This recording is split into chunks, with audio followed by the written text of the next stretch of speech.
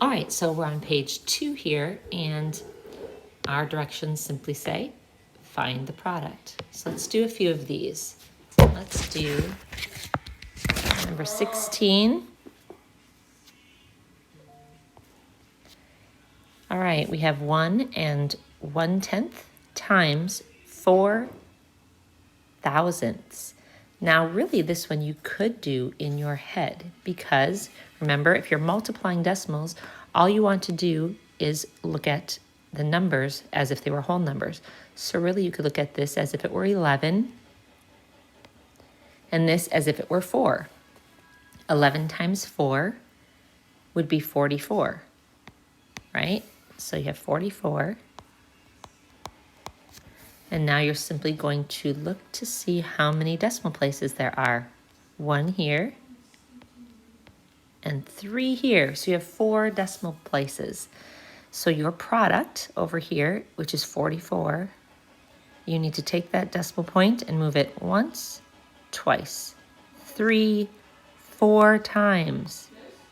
Your decimal point is now here. So you're going to need to fill in this spot with a 0 and this spot with a 0. So your answer would be 0.0044. And really, we should be writing that with a 0 before, excuse me, the decimal, and your answer after. That would be the appropriate way to write that.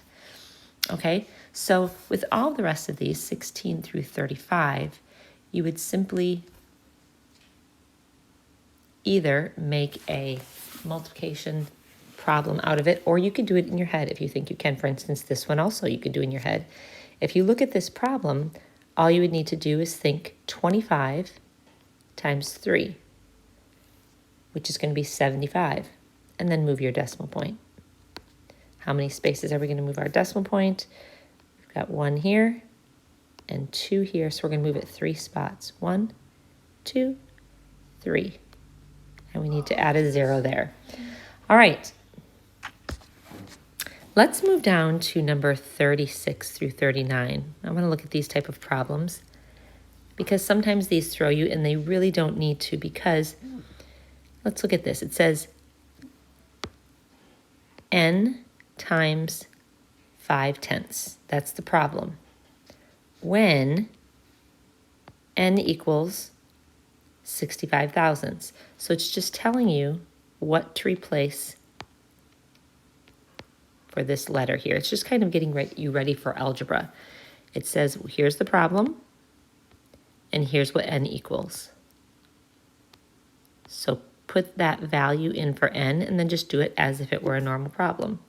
So let's erase this, what I just did right now. Okay, so we're going to take this value and put it right in there. So our problem really is 0.065 times 0.5, or 65 thousandths times 5/10. So we're just going to figure that out.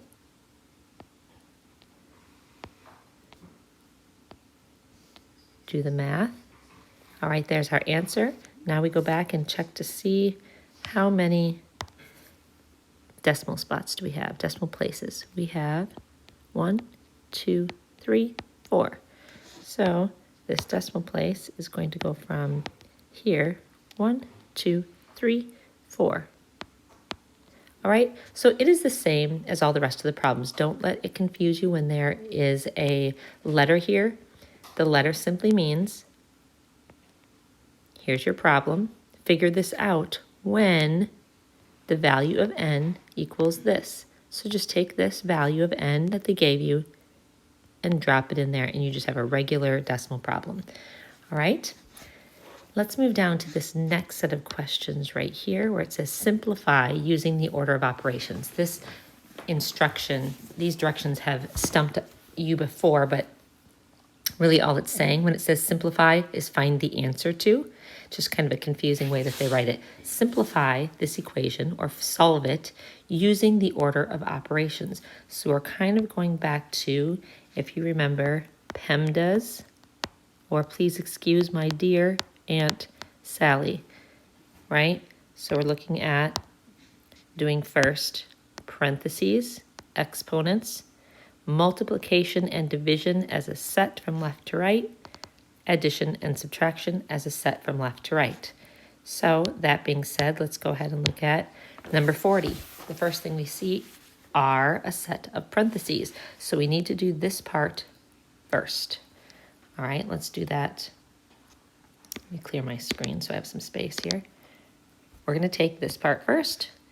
2 minus 75 hundredths. All right, so you're going to have to use your knowledge from our last chapter on subtracting decimals. With addition and subtraction of decimals, remember the key thing, the most important thing is to line up your decimals and add in zeros where there are blank spots. So let's do that. We have 2, the whole number 2. So let's put that here, 2. Where's the decimal point in a whole number? Afterwards. All right, minus 0.75, so, or 75 hundredths. So we need to make sure the decimal places are all lined up now, right here. So we're going to put in 0.75. All right. Once you get the decimal points lined up, the next step, adding and subtracting, is to fill in zeros where there are empty spots. So we need to fill this in and this in. If you remember all that, that's from our last chapter. Now we found a doable subtraction problem. All right, we can't take 5 from 0, and we can't borrow from this 0, so this 2 needs to become a 1, and this becomes a 10. Then we cross out the 10, which becomes a 9, and we bring it over to here. Now we have 10 minus 5, 9 minus 7, 1 minus 0, and you bring that decimal point right down here. Okay, so we just figured out this first part of the problem. The parentheses part is 1 and 25 hundredths. And then we're going to figure out the rest of the problem, which is to multiply that by 4 hundredths. Now here, it does not matter how you line up the decimals, right? We actually ignore the decimals and just do it like it's a normal multiplication problem. 5 times 4. 4 times 2 is 8, plus 2 more is 10. 4 times 1 is 4, plus 1 more is 5. Okay, so we get 500, but not really, because remember, we're going to go back. We're going to look at how many decimal places there are. 1, 2, 3, 4. All right, so let's take the decimal point that is right here. 1, 2, 3, 4. Now it goes here. Okay, now how many of these zeros that we have in our answer are necessary? I could write the answer as this, but are these 2 zeros necessary? They have no value and they are holding no places. They're not placeholders either. So really, we can get rid of those. And that's our answer right there. Okay, so for these 4, simplify using the order of operations. All it means is that when you are solving them, remember PEMDAS. Remember parentheses, exponents, multiplication and division as a set from left to right, addition and subtraction as a set from left to right. Okay, so all these ones that look like maybe they are somewhat complicated, once you break them down, they're really not at all. You've got this. Okay, let's do one problem solving one. Let's do number 44. Let's see what this says. This says a small lamp uses 9 thousandths kilowatt hours of electricity each day. All right, that's probably an important number. 9 thousandths kilowatt hours of electricity each day. How much electricity does it use in 1 week? All right, so let's do this over here. 0.009 or 9 thousandths in 1 day. How much does it use in 1 week? It means we need to multiply it by 7 days, right? If this is 1 day, we want to know how much in 7 days. All right, multiply as if it were whole numbers. Move the decimal point 1, 2, 3 spaces. 1, 2, 3 spaces. How much electricity does it use in 1 week? 63 thousandths of a kilowatt hour per week would be your answer. Remember, when you are doing problem solving, there should always be a label because I need to know 63 thousandths.